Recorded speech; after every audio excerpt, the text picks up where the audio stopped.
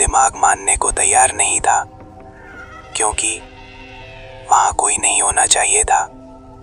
Lights चपकने लगी और उसी पल मुझे समझ आ गया, मैं अकेला नहीं था और जो मेरे सामने था वो इंसान नहीं था। ये सीट तेरे लिए ही खाली थी। और तभी मुझे समझ आया, ये सिर्फ शुरुआत थी। ये जगह बंद पड़ी है, फिर भी ऐसा लग रहा है जैसे ये मुझे देख रही हो। मैंने सुना था ये थिएटर मर चुका है, पर अभी ये सांस ले रहा है। मेरा नाम शैलेश है और इस वक्त मुझे यहाँ नहीं होना चाहिए था। दिल तेज धड़क रहा है, बिना किसी वजह के नहीं। जैसे ही मैंने गेट छुआ, ठंड मेरे हाथ से दिमाग तक उतर गई। मैंने गेट नहीं खोला, गेट ने मुझे बुलाया। उस पल मुझे लगा, अगर मैं अंदर गया तो वापस नहीं आऊंगा।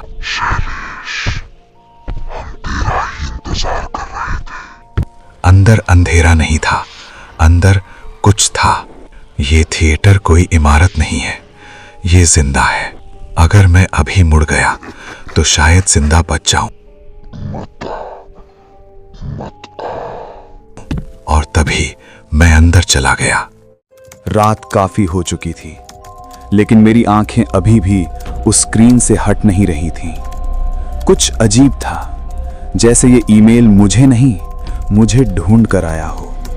इनबॉक्स में सैकड़ों मेल थे, पर मेरी नजर सिर्फ उसी एक पर अटक गई। दिल ने कहा इसे मत खोल, पर दिमाग ने कहा बस एक बार देख ले। सब्जेक्ट लिखा था रेस्टोरेशन वर्क अर्जेंट, और तभी मेरी सांस थोड़ी भारी हो गई।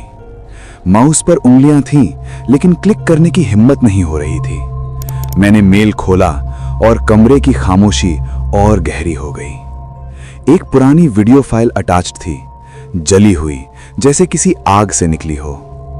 पता नहीं क्यों उस पल मुझे लगा मैं ये पहले भी देख चुका हूं। मैंने कमरे की तरफ देखा और पहली बार महसूस किया मैं अकेला नहीं लग रहा। कर्सर उस फाइल पर रुका हुआ था, जैसे वो खुद मुझे बुला रही हो। पसीना कनपटी से नीचे उतर आया और दिल की धड़कन साफ सुनाई देने लगी।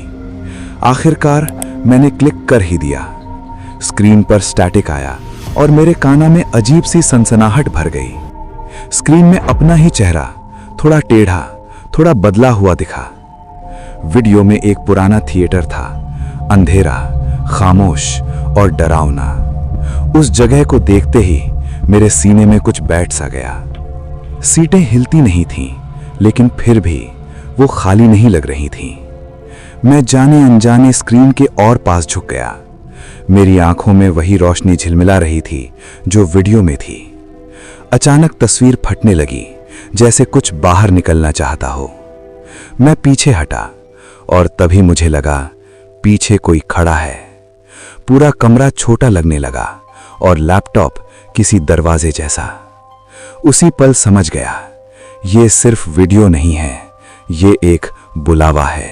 जैसे ही मैंने अंदर कदम रखा, लगा ये जगह सांस ले रही है। हर कदम के साथ परछाइयां मेरे साथ चलने लगीं। मेरी टॉर्च आगे रास्ता दिखा रही थी, पर पीछे क्या था मैं नहीं जानता था। मेरी आंखें डर से चौकन्नी थीं, जैसे कोई मुझे देख रहा हो। अचानक मेरा शरीर खुद रुक गया। पीछे से दरवाजे की आवाज आई, बहुत धीरे। धड़ाम, दरवाजा बंद हो गया। अब वापसी का रास्ता नहीं था। मैंने मुड़कर देखा, पर वहां सिर्फ अंधेरा था। पूरा थिएटर खाली था, फिर भी मैं अकेला महसूस नहीं कर रहा था। हर सीट मुझे घूरती हुई लग रही थी। इतनी खामोशी थी कि मेरे दिल की आवाज गूंज रही थी। मेरे माथे से पसीना बहने लगा, डर अब अंदर उतर चुका था। तभी मैंने पीछे किसी को बैठा हुआ महसूस किया। मैंने धीरे से गर्दन मोड़ी, सांस तक रोक ली। वो परछाई हिली, मेरी उंगलियां टॉर्च पर कस गईं। भागना चाहता था। दूर स्क्रीन से हल्की रोशनी आने लगी। स्क्रीन बंद थी, फिर भी वो मुझे बुला रही थी। ताली बजने की आवाज आई, लेकिन हाथ किसी के नहीं थे। अब सिर्फ एक नहीं, कई परछाइयां थीं। तभी मुझे समझ आया, मैं यहां देखने नहीं आया था, मुझे यहां दिखाया जाना था।